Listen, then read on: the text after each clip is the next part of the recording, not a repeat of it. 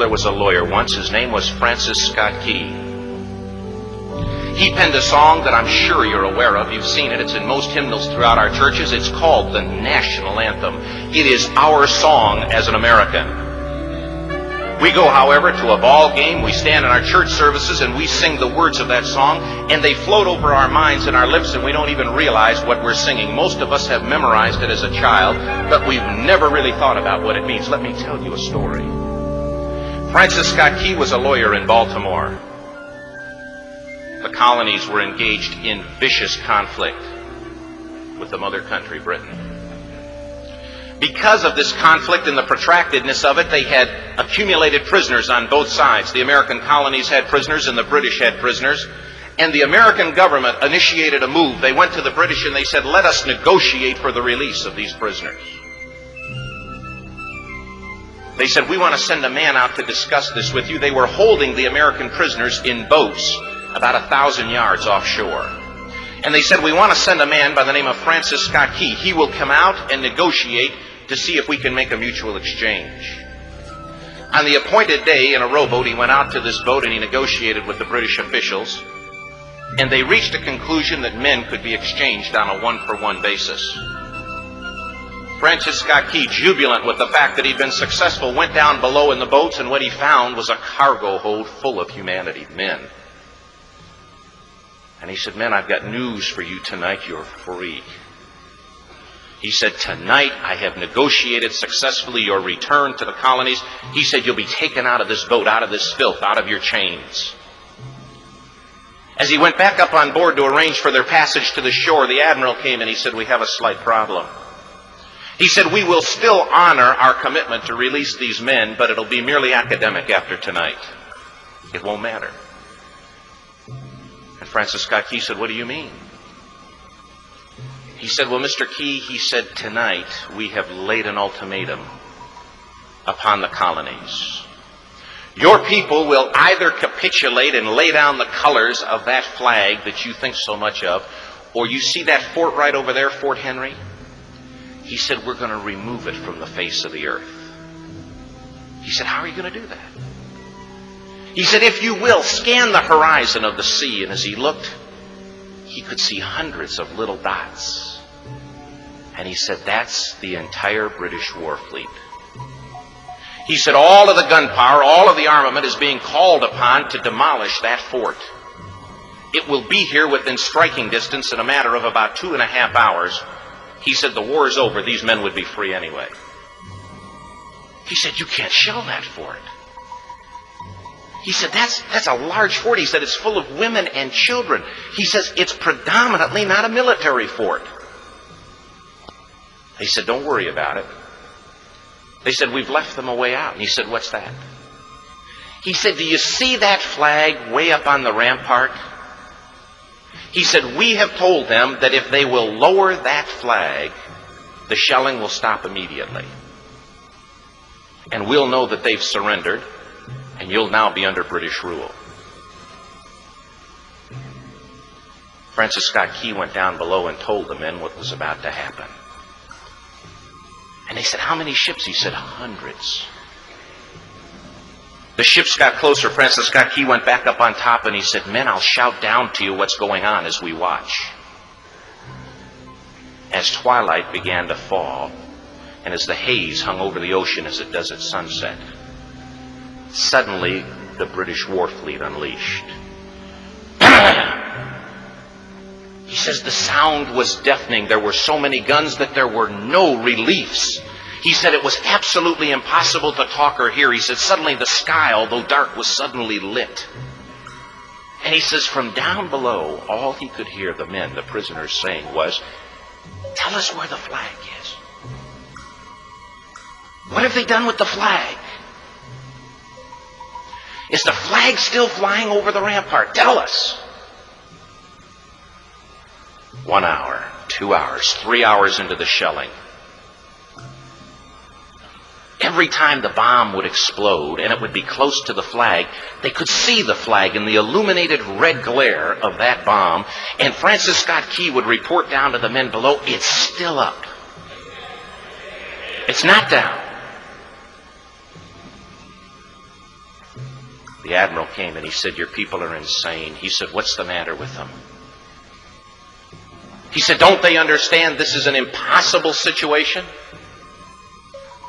Francis Scott Key said he remembered what George Washington had said. He said, "The thing that sets the American Christian apart from all other people in the world is he will die on his feet before he'll live on his knees." The admiral said, "We have now instructed all of the guns to focus on the rampart to take that flag down." He said, "We don't understand something. Our reconnaissance tells us that that flag has been hit directly again and again and again, and yet it's still flying. We don't understand that." But he said, "Now we're about to bring every gun for the next 3 hours to bear on that point." Francis Scott Key said the barrage was unmerciful. All that he could hear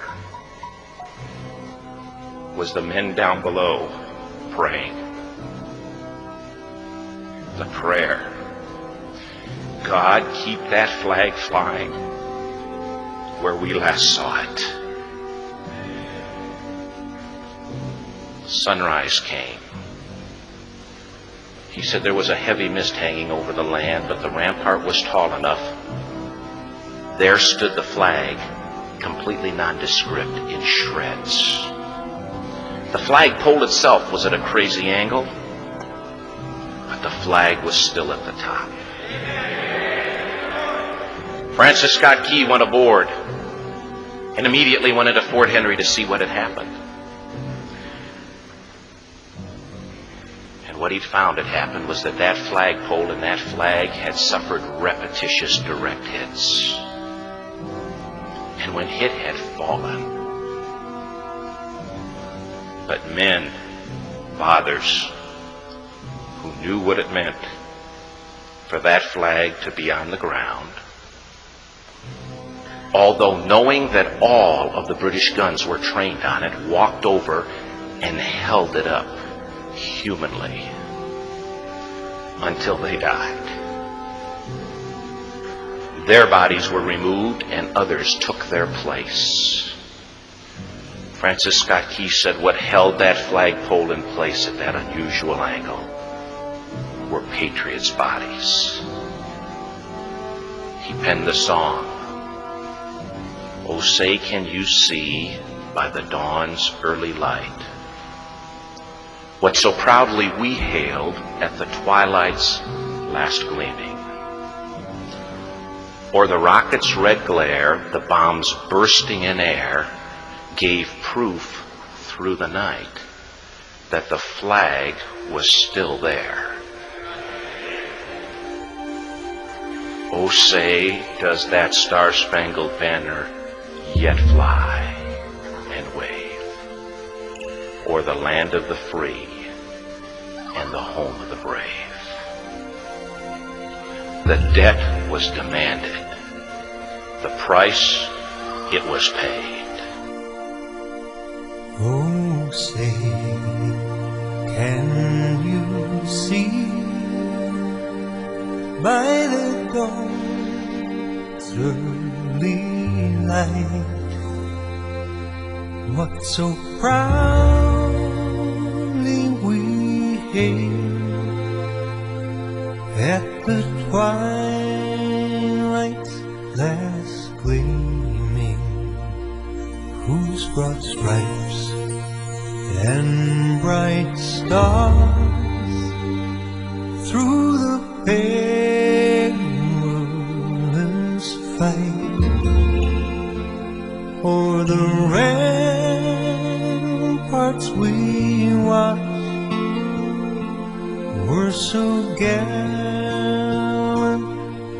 streaming, and the rockets spread clear, the bombs bursting in air gave proof through the night that our flag was still there.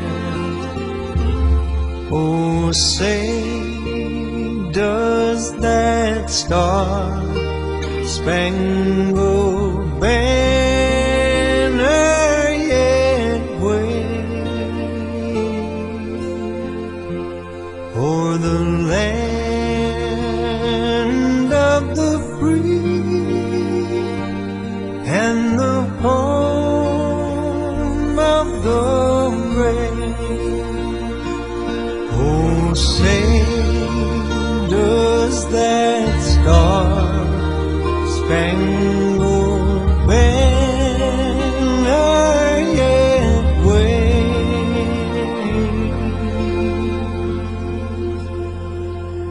o'er the land of the free and the home of the